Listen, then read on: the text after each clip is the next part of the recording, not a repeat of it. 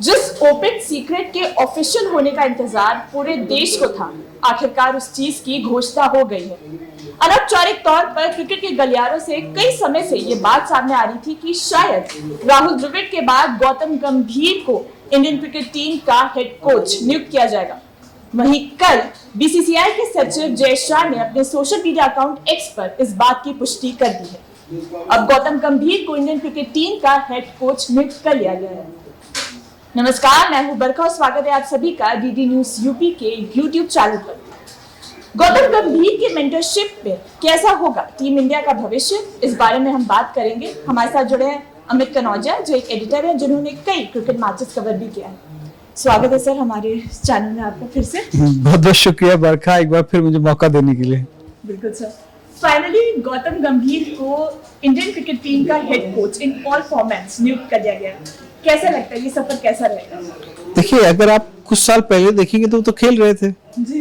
2018 के आईपीएल में थे वो, लेकिन इतनी जल्दी वो बनेंगे ये शायद, देखो मैंने तो उम्मीद नहीं की थी कि वो इतनी जल्दी टीम इंडिया के हेड कोच होंगे।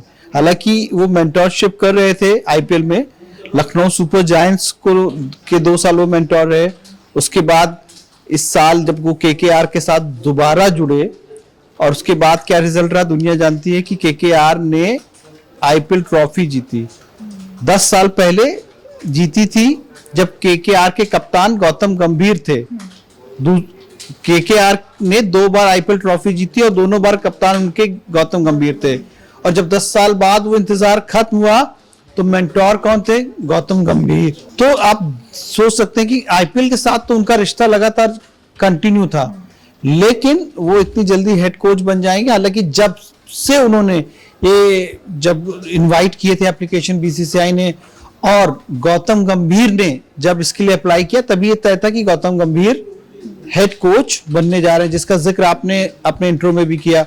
ये तभी तय हो गया था क्योंकि गौतम गंभीर ने अप्लाई तब इस कंडीशन पे किया था कि उन्हें फिर हेड कोच बनाया जाए। वो सिर्फ एक इंटरव्यू देने, एक भीड़ में एक नाम के तौर पे शामिल नहीं होना चाहते थे। और उनकी जो वो कहीं ना कहीं बोर्ड के ऑफिशियल्स के साथ उनकी अनौपचारिक कहीं ना कहीं ये सहमति जरूर पहले ही बन चुकी थी। और उसके बाद जब इंटरव्यू हो गए तो लगातार मीडिया रिपोर्ट्स में आ रहा था कि बस ये कुछ दिनों की बात है, जैसे ही T20 वर्ल्ड कप खत्म होगा और जिसमें कि Bharat T20 world cup champion बना, उसके बाद हम भारत के कोच हेड कोच का ऐलान कर देंगे, जो कि गौतम गंभीर होंगे। हालांकि थोड़े एक्सपेक्टेड टाइम से 2-4 दिन कुछ ज्यादा ही लगे।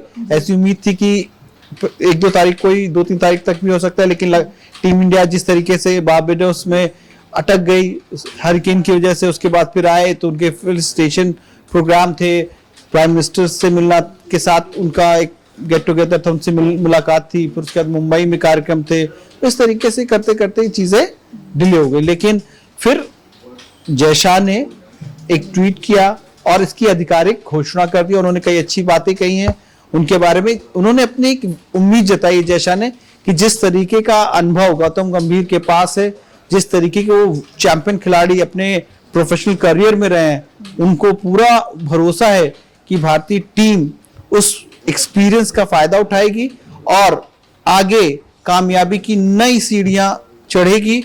और जो खिताबों की हमेशा से बेकरारी भारतीय फैंस को रहती है, जो कि अभी कई लंबे अरसे बाद अभी टीम इंडिया ने जीता है, तो अगले आने वाले सालों में वो वर्ल्ड कप ट्रॉफीज का जो इंतजार है वो लंबा नहीं होगा। इस उम्मीद के साथ गौतम गंभीर का स्वागत है कि भारतीय टीम के वो हेड कोच है और उम्मीद है कि अब एक गंभीर एरा शुरू होगा। आप अभी केकेआर की बात कर रहे थे। केकेआर 3 बार आईपीएल ट्रॉफी जीती और तीनों बार गौतम गंभीर का कहीं ना कहीं योगदान रहा है। पिछले 2024 में जो केकेआर जीती है उसमें वो एज अ मेंटोर थे। आईपीएल को एज अ कोच और मेंटोरशिप करना और इंडियन क्रिकेट टीम में एज अ कोच आना, कितना डिफरेंस होगा? ये मतलब बहुत डिफरेंस बरखा। बिल्कुल, देखिए आईपीएल का सीजन जो होता है वो 1.5 महीने का होता है और उसको 2 महीने मान लीजिए अगर पहले से कैंपिंग हो, कैंप लगते हैं, टीम असेंबल होना शुरू होती है, तो कुल मिलाकर के वो 60 दिनों से ज्यादा नहीं जाता। और जो टूर्नामेंट होता है वो लगभग 40 से 45 दिन चलता है। ऐसे में लगातार टीम इंडिया के साथ कोचिंग करना और आईपीएल में कोचिंग करना, दोनों में बहुत अंतर है।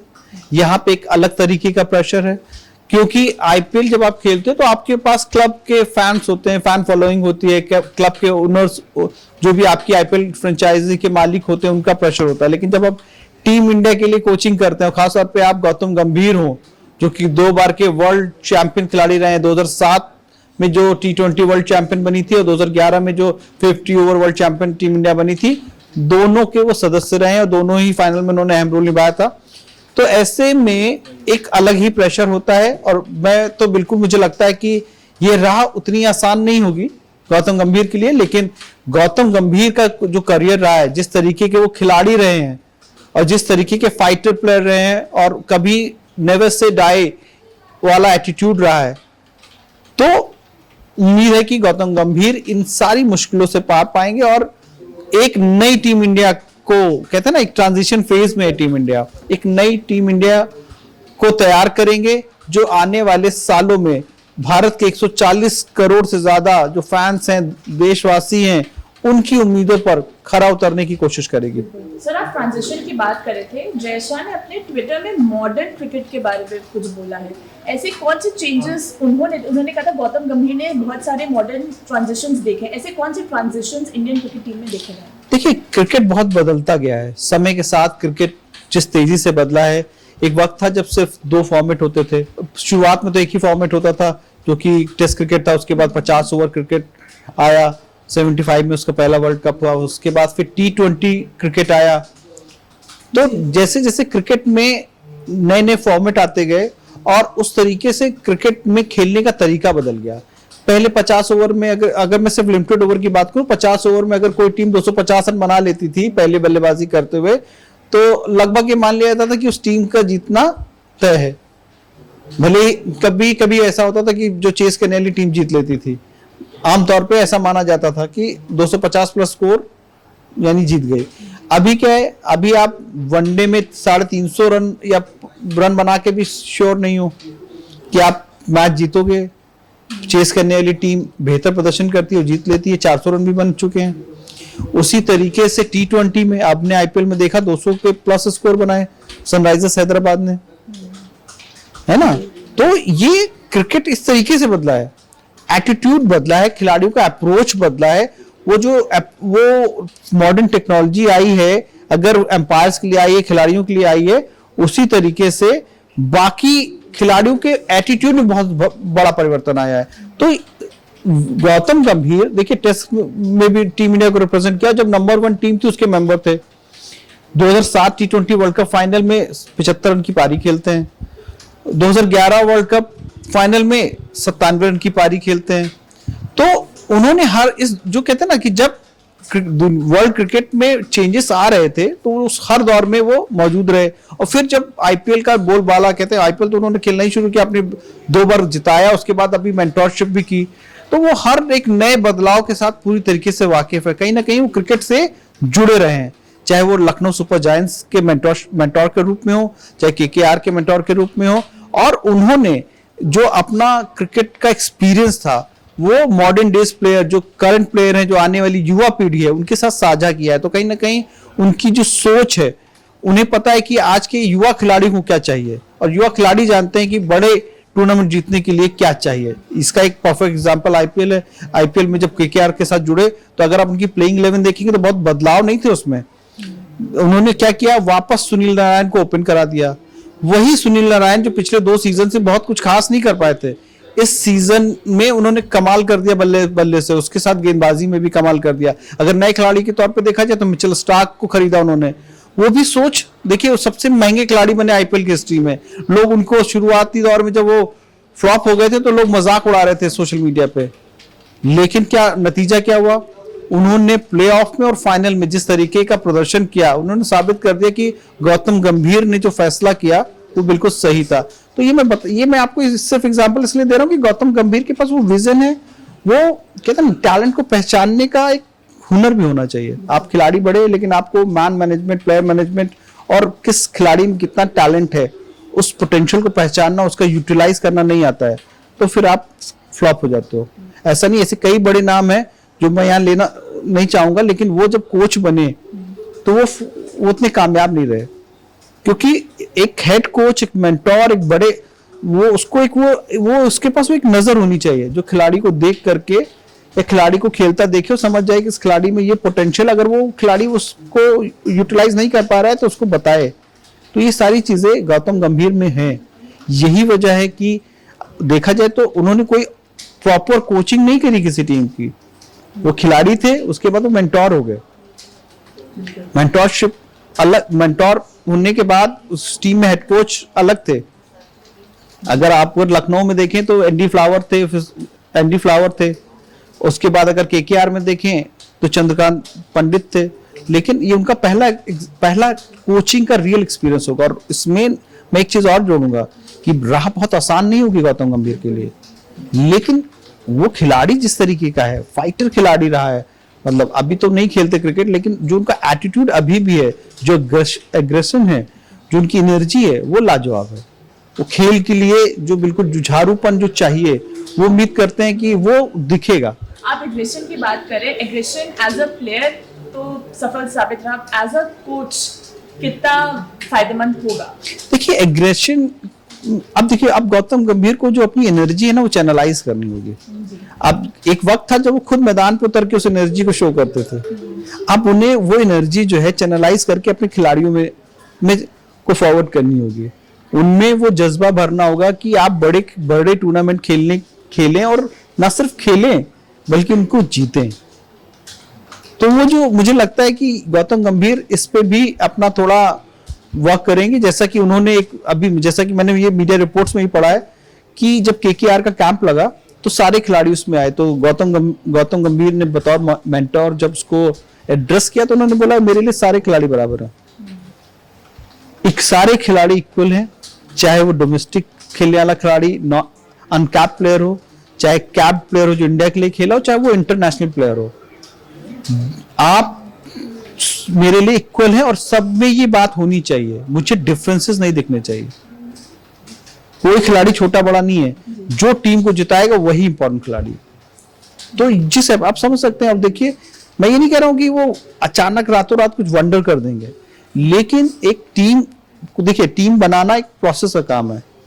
मैंने क्या ना कि आप जब नेशनल ड्यूटी पे आते हो, आप वो नेशनल ड्यूटी पे हैं जहां पे उनसे उम्मीद 140 करोड़ लोगों को होगी, तो ऐसे में उनके सामने चैलेंजेस होंगे और उन्होंने जो अपना रोड मैप रखा होगा बीसीसीआई सीएसी कमेटी के सामने, जरूर उन्होंने प्रभावित किया। यही वजह है कि गौतम गंभीर, जिनके पास सिर्फ मेंटोर का एक्सपीरियंस है और 2 बार के वर्ल्ड कप विनर खिलाड़ी हैं, इसका एक जो उनके पास टैग है और उनको हेड कोच बनने का मौका मिल गया। तो चैलेंजेस आएंगे और उम्मीद करते हैं वो अपनी सारी जो उन्होंने क्रिकेट खेली है और जो अनुभव है वो उसको अपने अनुभव को साझा करेंगे भारतीय ड्रेसिंग रूम में। और इसमें कोई शक नहीं कि भारतीय ड्रेसिंग रूम में भी कई बड़े बड़े खिलाड़ी हैं जिनके साथ उन्होंने क्रिकेट खेला भी है। आप चाहे तो बात करिए विराट कोहली की, रोहित शर्मा की, रविंद्र जडेजा की। अभी मोहम्मद शामी टीम में नहीं है, 2016 तक तो खेल ही रहे थे। 2016 में उन्होंने इंग्लैंड के खिलाफ, अगर मैं गलत नहीं तो इंग्लैंड के खिलाफ उन्होंने अपना आखिरी टेस्ट मैच खेला। तो ये मैं बता रहा हूं कि गौतम गंभीर अब एक नए रोल में दिखेंगे और मुझे लगता है कि जो अभी तक की जो उनकी चीजें थी उसमें भी कुछ कुछ बदलाव देखने को मिलेगा। हालांकि एक चीज मुझे नहीं लगता वो बदलेंगे, वो है उनकी साफ गोई। उन्हें जो चीज कहना वो कह देते हैं जी। वो जो उनको सही लगता है वो सही लगता है, जो गलत लगता है वो गलत लगता है। बतौर कोच, बतौर हेड कोच, मैं कोच क्या हेड कोच, वो शायद नहीं बदलेंगे।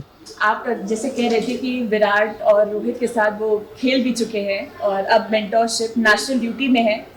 बीते दिनों विराट कोहली के साथ उनकी कुछ अनबन रही है। अब as a coach and as a player, क्या वो अपनी पर्सनल ग्रजेस को दूर रखकर एक साथ, आपको लगता है कि कोच और प्लेयर एक साथ टीम के लिए खेलते हुए नजर आएंगे? लोग विराट कोहली और गौतम गंभीर के आपसी उसकी बात कर रहे हैं, लेकिन अभी जो आईपीएल खत्म हुआ इस सीजन में, दोनों के बीच में एक खूबसूरत तस्वीरें आई थी हैंडशेक करते हुए, गले मिलते हुए। लोग उसकी बात नहीं कर रहे हैं। देखिए दोनों, गौतम गंभीर अब इंटरनेशनल क्रिकेट नहीं खेल रहे हैं, वो हेड कोच है, और विराट कोहली अभी भी खेल रहे हैं। दोनों ने एक साथ दिल्ली के लिए रणजी ट्रॉफी के लिए, डिफरेंसेस मैदान में कभी कभी खेलते दिख सकते हैं, लेकिन वो तब दिखे थे जब दोनों लोग ऑपोजिट एंड पे थे। ऑपोजिट एंड मींस कि दोनों अलग अलग टीमों में थे।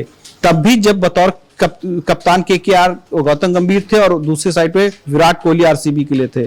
फिर मौका आया इसी लखनऊ के कान्हा स्टेडियम में, जबकि लखनऊ सुपर जायंट्स के मेंटोर थे और वो वहां पर आरसीबी के लिए खेल रहे थे विराट कोहली। लेकिन अब दोनों एक ही पाले में हैं, सेम पेज पे हैं। मुझे नहीं लगता कि गौतम गंभीर और विराट कोहली कोई इस तरीके की कोई चीजें होंगी, ना ही रखेंगे। और उसका एग्जाम्पल वो आईपीएल में देख चुके हैं, क्योंकि दोनों ही बड़े खिलाड़ी हैं और दोनों ने साथ में क्रिकेट खेला है और दोनों कम से कम मुझे लगता है एक दूसरे की रिस्पेक्ट करते रहे हैं। ये नहीं कह रहा हूं कि अभी करेंगे क्योंकि वो हेड कोच हो गए, लेकिन वो करते दिखेंगे भी आगे, क्योंकि अब जो है ना जिम्मेदारी बतौर हेड कोच गौतम गंभीर की ज्यादा है कि टीम को बनाए रखना और आगे ले जाना है। ट्विटर पे बहुत ट्रेंड कर रहा है रोहित एंड गौतम एरा, तो आपको कैसा लगता है कि ये पार्टनरशिप कितनी स्ट्रांग होगी? देखिए, अभी कहना थोड़ी जल्दबाजी होगी कि कितनी स्ट्रांग होगी, लेकिन दोनों इंडिविजुअल के तौर पे अगर मैं देखूं, रोहित शर्मा की कप्तानी और बतौर खिलाड़ी को देखूं और गौतम गंभीर बतौर का जो अपना करियर रहा है और जो उनके उसको देखते हुए मुझे लगता है कि अच्छी पार्टनरशिप होनी चाहिए। लेकिन ये भी देखना दिलचस्प होगा कि दोनों की पार्टनरशिप में क्या क्या चैलेंजेस सामने आ रहे हैं, उस किस तरीके से हर्डल को पार करते जा रहे हैं। क्योंकि कभी कभी क्या होता है ना कि आप एक साथ जब आते हो, जैसे कि हर कोच और कैप्टन की एक बॉन्डिंग होती है। मैं यहाँ पीछे थोड़ा सा आपको ले जाऊं कि अगर देखा जाए तो मैं बहुत पीछे नहीं जाऊंगा, लेकिन जैसे धोनी और गैरी कर्स्टन के बीच में ठीक ठाक बॉन्डिंग थी। रिजल्ट क्या रहा 2011 में? हाँ, वर्ल्ड कप टीम इंडिया ने जीता। उसके बाद धोनी के बाद गैरी कर्स्टन गए, डंकन फ्लेचर आए।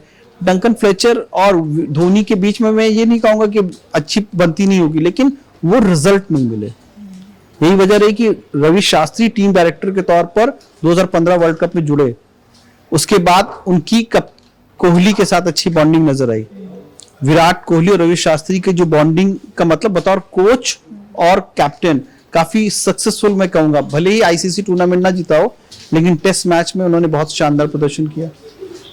दूसरा, लगभग जितने भी टूर्नामेंट खेले, या तो फाइनल खेले या फिर उन्होंने सेमीफाइनल तक का सफर तय किया। हालांकि उनकी दोनों की उसमें एक ये कमी हमेशा रहेगी कि उन्होंने कोई बड़ा टूर्नामेंट, खासतौर पे कोई आईसीसी टूर्नामेंट नहीं जीता। फिर बारी आती राहुल द्रविड़ और रोहित शर्मा की, दोनों अलग तरीके का कॉम्बिनेशन। राहुल द्रविड़ बहुत शांत, रोहित शर्मा भी ज्यादातर कूल दिखते हैं। हालांकि वो भी मैदान पर अपने आप को इमोशनल नजर आते हैं, लेकिन अगर आप कॉम्बिनेशन देखेंगे तो थोड़ा बहुत मिलता जुलता। तो दोनों की जो जोड़ी मुझे लगता है बहुत अच्छी रही। 2023 वर्ल्ड कप फाइनल खेला, उसके अलावा आईसीसी टेस्ट चैंपियनशिप का फाइनल खेला और T20 वर्ल्ड कप फाइनल जीता। अब इनके पास चैलेंजेस हैं। इनका जो पहला कड़ा चैलेंज शुरू होगा, जो मुझे लगता है कि बॉर्डर गावस्कर ट्रॉफी। हालांकि अभी इससे पहले टीम इंडिया को श्रीलंका जाना है, वहां से गौतम गंभीर का असाइनमेंट शुरू होने वाला है। लेकिन ऐसा खबरें हैं कि वहां पर ज्यादातर सीनियर खिलाड़ियों को आराम दिया जा सकता है। फिर उसके बाद बांग्लादेश भारत आएगी 2 टेस्ट मैच खेलने के लिए, तो वहां पर ये रोहित शर्मा, विराट कोहली सब होंगे, उनके साथ खेलेंगे। वहां से उनका एसोसिएशन एक प्रॉपर शुरू होगा। लेकिन जो असली टेस्ट होगा बॉर्डर गावस्कर ट्रॉफी होगा, क्योंकि वो बहुत महत्वपूर्ण है। 2 बार भारतीय टीम ने बॉर्डर गावस्कर ट्रॉफी ऑस्ट्रेलिया में जाकर जीती है, और उस समय कोच रवि शास्त्री थे, कप्तान थे विराट कोहली। हालांकि दूसरी बार जब जीते तो सिर्फ विराट कोहली एक टेस्ट मैच के लिए कप्तान थे, बाकी में अजिंक्य रहाणे और रवि शास्त्री थे। तो वहां क्योंकि वर्ल्ड टेस्ट चैंपियनशिप का फाइनल खेलने के लिए आपको ऑस्ट्रेलिया को हराना होगा। फिर उसके बाद आईसीसी चैंपियंस ट्रॉफी है जो 2025 की, दूसरा टेस्ट ये होगा। फिर अगर अच्छा प्रदर्शन करते हुए आईसीसी वर्ल्ड टेस्ट चैंपियनशिप का फाइनल खेलते हैं तो वो एक टेस्ट होगा। तो ये 2-3 बड़े हैं। उसी के बाद इंग्लैंड का भी दौरा होगा, तो ये बताएगा कि ये बॉन्डिंग और का रिजल्ट क्या आ रहा है। और ये देखिए, हालांकि कहीं भी मैंने जहां तक खबर पर देखा, ट्वीट देखा जैसा का और बाकियों का, तो मुझे कहीं भी एक ड्यूरेशन नहीं दिया कोच का। लेकिन ऐसा है कि 2027 वर्ल्ड कप जो कि साउथ अफ्रीका में खेला जाएगा, तब तक वो हेड कोच रहने वाले हैं। हेड कोच की सर बात हो गई, असिस्टेंट कोचेस बैटिंग बॉलिंग और फील्डिंग के लिए आपको क्या लगता है किन के नाम सामने आ रहा है? सुनने में आ रहा है अभिषेक नायर का नाम सामने आ रहा देखिए, अभिषेक नायर का नाम इसलिए सामने आ रहा है क्योंकि केकेआर में जब वो मेंटोर के तौर पे जुड़े थे तो वहां पर वो असिस्टेंट कोच थे। और अभिषेक नायर का रेपो कई भारतीय खिलाड़ियों के साथ बहुत अच्छा है, चाहे वो रोहित शर्मा हो, चाहे दिनेश कार्तिक खेलते थे, उन्होंने कई बार खुल के बोला कि अभिषेक नायर ने उन्हें बहुत मदद की। और भी कई खिलाड़ी हैं, श्रेयस अय्यर उसमें लेटेस्ट नाम है। और उसके अलावा उनका गौतम गंभीर के सेटअप में साथ में काम किया, तो इसलिए उनका नाम आ रहा है। और ऐसा लग रहा है, ऐसी खबरें भी आ रही हैं कि बीसीसीआई मोरलेस उनके नाम पे कहीं ना कहीं सहमत है। और देखिए, एक हेड कोच के तौर पे सभी जितने कोच अभी तक आए टीम इंडिया के, उन सबको मौका मिला अपने पसंदीदा स्टाफ को साथ काम करने का। चाहे रवि शास्त्री रहे हो, रवि शास्त्री थे तो संजय बांगर थे, भरत अरुण कोच आते तो भरत अरुण आए, श्रीधर करके थे फील्डिंग कोच थे। फिर जब राहुल द्रविड़ आए तो विक्रम राठौर आए, पारस महाम्रे आए, पारस महाम्रे ने उनके साथ एनसी में काम किया था, विक्रम राठौर ने भी किया था। फिर दिलीप फील्डिंग कोच थे। तो उसी तरीके से ये एक हेड कोच को अगर आप हेड कोच से रिजल्ट चाहते हो तो कहीं ना कहीं उसे एक फ्रीडम देनी चाहिए, जैसा अभी तक बीसीसीआई देता आया है।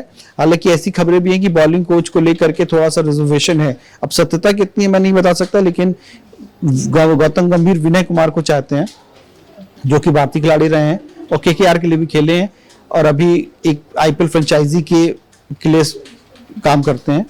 और उसके अलावा बीच में ऐसी खबरें आई थी कि फील्डिंग कोच के लिए अगर गौतम गंभीर आते हैं तो जॉन्टी रोड्स फील्डिंग कोच बनकर के भारत आ सकते हैं। हालांकि अभी उनकी खबरों पे बिल्कुल स्टॉप लग गया है। और ऐसी खबरें भी चलने लगी कि दिलीप, जिनका प्रदर्शन बहुत अच्छा है बतौर फील्डिंग कोच, वो कंटिन्यू कर सकते हैं। हालांकि अब बीसीसीआई जो है, ये जो असिस्टेंट कोच जितने भी कोचेस हैं उनके लिए, स्टाफ के लिए आवेदन मंगाएगा। सबसे पहले उसने बीसीसीआई ने हेड कोच के लिए मांगे, वो मंगाएगा। फिर जो भी एप्लीकेंट होंगे उनके ऊपर तय होगा कि कौन कौन आएगा। और ऐसा लगता है कि हेड कोच गौतम गंभीर की सुनी जाएगी। Gautam Gambhir as a coach and Rahul Dravid के कोचिंग स्टाइल में आप क्या डिफरेंस देखते हैं? बहुत अंतर है दोनों में। सबसे पहली बात तो दोनों पर्सनालिटीज में बहुत अंतर है। आपने कभी राहुल द्रविड़ जब वो क्रिकेटिंग डेज में थे, जब वो खेले लंबे, दोनों ने साथ में भी क्रिकेट खेला, लेकिन आपने कभी शायद राहुल द्रविड़ को इतना एग्रेसिव या नहीं देखा होगा। वो अपने सारे क्रिटिक्स या सारे विरोधियों का, मतलब विरोधी का मतलब जो गेंदबाज वगैरह था, सबका जवाब जो था वो अपने बल्ले से देना पसंद करते थे। और गौतम गंभीर बल्ले से तो देते ही थे, लेकिन जरूरत पड़ती थी तो अपने एग्रेशन से भी देते थे। कहते हैं ना कि जैसे को तैसा जवाब देना उनको आता था। मैंने बोला ना एक बात आपको कि गौतम गंभीर को जो सही लगता है वो करते हैं। वो ज्यादा लाग लपेट नहीं करते हैं कि थोड़ा सा उसको अच्छा छोड़ दो। उनको अगर कुछ भी सही लगेगा वो सीधे स्पष्ट बोल देंगे, गलत लगेगा और जो सही होगा उसको भी सही बोलेंगे। तो ये गौतम गंभीर के पर्सनालिटी है। अब ये यहाँ पर बतौर हेड कोच वो उसमें कुछ चेंजेस लाएंगे या थोड़ा सा अपने आप को मॉडिफाई करेंगे, क्योंकि एक अभी बंच ऑफ द बॉयज जो है वो सारे सीनियर खिलाड़ी हैं, कई अलग अलग फ्रेंचाइजीज में खेल रहे हैं और टीम को बनाना है। तो देखना, वो थोड़ा वक्त बताएगा किस तरह। वो बहुत जल्दी डिसीजंस लेते हैं। ये भी कहा गया कि अभी फाइनल्स में विराट कोहली का कोई खास प्रदर्शन नहीं रहा था, लेकिन उनको फिर भी राहुल द्रविड़ ने फाइनल तक मौका दिया। वहीं अगर गौतम गंभीर होते तो शायद वो फाइनल्स तक उन्हें खेलने का मौका नहीं देते। तो आपको क्या लगता है कि स्नैप डिसीजंस टीम के लिए हेल्प करेगा? नहीं, ऐसा जरूरी नहीं है कि ऐसा मुझे नहीं लगता कि आप वर्ल्ड कप फाइनल खेलने जा रहे हो और आपकी टीम में विराट कोहली हो तो कोई भी कोच उसको ड्रॉप करेगा। ठीक है, उनका उस समय थोड़ा सा शुरुआती उनका वो वर्ल्ड कप अच्छा नहीं गया और जो काफी लंबा खिंच गया, लेकिन देखिए उन्होंने दिखाया ना कि विराट कोहली क्यों आखिर विराट कोहली है। तो ऐसे में ये कहना, अगर मुझे लगता है कि थोड़ा सा जल्दबाजी होगी। और बाकी गौतम गंभीर में एक चीज बहुत अच्छी है, वो लीडर बहुत अच्छे हैं। जो लीडर बहुत अच्छा है वो जानता है कि उसकी टीम के लिए क्या बेस्ट है। तो अभी तो वो हेड कोच है, तो ऐसा मुझे लगता है वो जरूर आलोचना कर सकते हैं। तो कभी कभी आलोचनाएं जो होती है खिलाड़ियों को अच्छा करने के लिए प्रेरित भी करती हैं, लेकिन उन्हें बाहर कर देना, वो भी वर्ल्ड कप जैसे फाइनल जैसे बड़े मुकाबले, मुझे नहीं लगता कि गौतम गंभीर अगर हेड कोच राहुल द्रविड़ की जगह गौतम गंभीर भी होते तो ऐसा करते। क्योंकि चाहे राहुल द्रविड़ रहे या गौतम गंभीर, और उनका अल्टीमेट गोल तो यही था ना कि team India T20 world cup जीते, तो उसमें विराट कोहली जरूर होते।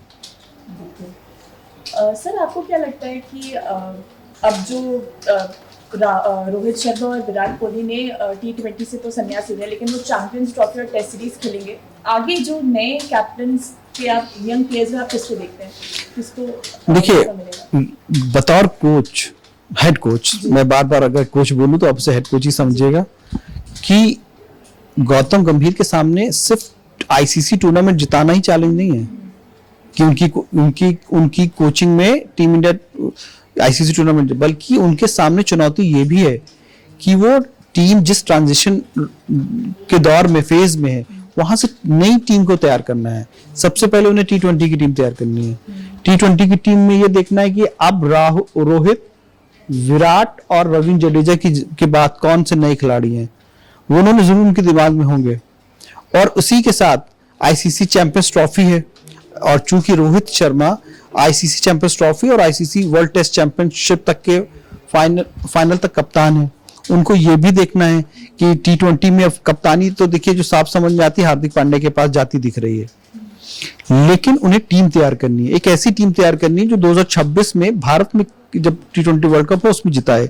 साथ ही उन्हें यह भी देखना है कि 2025 का जब आईसीसी वर्ल्ड टेस्ट चैंपियनशिप हो जाए या उस फाइनल में जो टीम खेले उसको भी तैयार करना है। कि अभी क्या है ना, अभी आप देखेंगे ना बहुत कई नए खिलाड़ी आ गए हैं, सरफराज भी हैं, रजत पाटीदार भी हैं, हालांकि कुछ ही चेहरे हैं जो फिक्स हैं, रोहित, शुभमन गिल, यशस्वी अभी नए आए हैं, उसके अलावा विराट कोहली, उसके साथ ही बॉलर्स में जसप्रीत बुमराह वगैरह है। लेकिन एक मिडिल ऑर्डर, अगर मिडिल ऑर्डर देखिए ना 4 5 6 ये सब तो अभी सेट करना बाकी है। ऋषभ पंत कितना फिट है, ऋषभ पंत कितना, अभी उनकी जो फिटनेस है वो एक पैमाना एक तरीके से टेस्ट तो हो ही चुका है, लेकिन 20 ओवर के लिए एक विकेट कीपिंग करना और टेस्ट क्रिकेट के लिए विकेट कीपिंग करना बहुत अंतर है। और उनको रोहित शर्मा 2025 तक अगर कप्तान रहते हैं तो उसके बाद कौन कप्तान होगा ये भी सोचना होगा, कप्तान ही नहीं टीम भी सोचनी होगी, क्योंकि आपको नए खिलाड़ी ऐसे तैयार करने हैं जो आने वाले, देखिए कोई भी खिलाड़ी हमेशा के लिए नहीं होता है। ऑब्वियस है, जब पुराने खिलाड़ी गए थे तब रोहित और विराट जैसे खिलाड़ियों ने जगह बनाई थी। अब रोहित विराट अभी लगता है कि 2 साल और खेलेंगे, लेकिन वो आपको पहले से ही तैयारी करनी पड़ती है। ऐसा नहीं होता कि आप एक दिन सडनली उन्होंने अनाउंस किया और तो अब कौन आएगा, ऐसा नहीं होता। तो टीम बनानी पड़ेगी, ये एक चैलेंज होगा। ओडीआई वर्ल्ड कप 2027 में होना है, उन्हें ये देखना होगा कि कितने खिलाड़ी जो करंट टीम में वो 2027 वर्ल्ड कप में खेलेंगे, क्योंकि रोहित शर्मा अगर अभी 37 साल के हैं तो आज से 3 साल बाद लगभग 40 साल के होंगे। फिटनेस तो मुझे व्यक्तिगत तौर पर तो मुश्किल लगता है कि 2040 उनका, लेकिन फिर भी क्रिकेट है, फिटनेस है, कुछ भी हो सकता है। हाँ, फिर विराट कोहली काफी फिट दिखते हैं, ऐसा लगता है कि 2027 वर्ल्ड कप वो खेल सकते हैं, लेकिन वो भी डिपेंड करेगा उनका परफॉर्मेंस, उनका आने वाला आगे का जो चैंपियंस ट्रॉफी में कैसा खेलते हैं, बाकी कैसे खेलते हैं। इसी तरीके से कई तो गौतम गंभीर को ये बड़ा काम है, ये अलग चैलेंज है, टीमें तैयार करना, ऐसा ट्रांजिशन करना ताकि जो बड़े स्टारबोर्ड जाएं तो वो नए खिलाड़ी बिल्कुल तैयार हो चुके हों और कहें कि अब हम तैयार हैं उस बैटन को लेने के लिए, अब हम यहाँ से कैरी फॉरवर्ड हम करेंगे। कप्तान भी रूम में है, अगर टेस्ट में अब चलिए हार्दिक पांड्या ओडीआई में भी हो गए मान लेते हैं एक एग्जाम्पल के तौर पे, तो टेस्ट में कैप्टन कौन होगा ये भी सोचना है। हालांकि बहुत सारे लोग तो ये भी कहते हैं कि जसप्रीत बुमराह एक ऑप्शन हो सकते हैं, तो टेस्ट कैप्टन बॉलर तेज गेंदबाज को भी कैप्टन बनाया जाए कपिल देव के बाद। तो ये वो चीजें हैं जो चैलेंज है गौतम गंभीर के सामने। अच्छा लग रहा है, अभी खबर आ रही है, फैंस उत्साहित हैं कि अरे गौतम गंभीर आ रहे हैं, लेकिन जब क्रिकेट आगे बढ़ेगा, सीजन शुरू होगा, सीरीज खेली जाएंगी, रिजल्ट आने शुरू होंगे, तो गौतम गंभीर से उम्मीदें अगर पूरी नहीं होंगी तो उनकी आलोचना भी होगी। राहुल द्रविड़ की भी बहुत आलोचना हुई और साउथ अफ्रीका में जब पहले टूर में गए, केएल राहुल कैप्टन सी पहले टेस्ट में, उसके बाद हार गए। ऐसा नहीं आईसीसी वर्ल्ड टेस्ट चैंपियनशिप के फाइनल में हार गए, बहुत आलोचना हुई। तो बड़े कोच को इस सब के लिए भी तैयार रहना पड़ता है, और बस हम यही उम्मीद कर रहे हैं कि गौतम गंभीर जिस जुझारूपन के लिए जाने जाते हैं वो इन्फ्यूज करेंगे इस टीम में भी। हालांकि टीम में बहुत टैलेंटेड खिलाड़ी हैं और हमेशा रहे हैं। टीम इंडिया के पास वो टैलेंट पूल है। अभी भी देखिए जिम्बाब्वे में अभिषेक शर्मा ने क्या शानदार शतक लगाया, दिखाया कि क्यों उनसे लोग उम्मीद कर रहे हैं। यशस्वी जायसवाल हैं, ऋतुराज गायकवाड़ हैं, तो ये सब वो खिलाड़ी हैं जो आने वाले दौर में आपको टीम इंडिया में परमानेंट चेहरे होंगे और गेंदबाजी में भी ऐसे नए चेहरे आ रहे हैं। तो अब मुझे लगता है कि टूर्नामेंट जिताने के साथ साथ ये बड़ी जिम्मेदारी है गौतम गंभीर के ऊपर, टीम इंडिया को तैयार करना। और उम्मीद यही है कि वो उस रोल में पूरी तरीके से जैसे बाकी कोचेस ने किया वैसे ही खरे उतरेंगे। अब ये तो वक्त ही बताएगा कि टीम इंडिया गौतम गंभीर के कोच के अंडर कैसा परफॉर्मेंस देती है। आज के लिए बस इतना ही। आपसे फिर मुलाकात होगी एक नए खिलाड़ी के साथ। तब तक के लिए मुझे बरखा को दीजिए इजाजत। नमस्कार।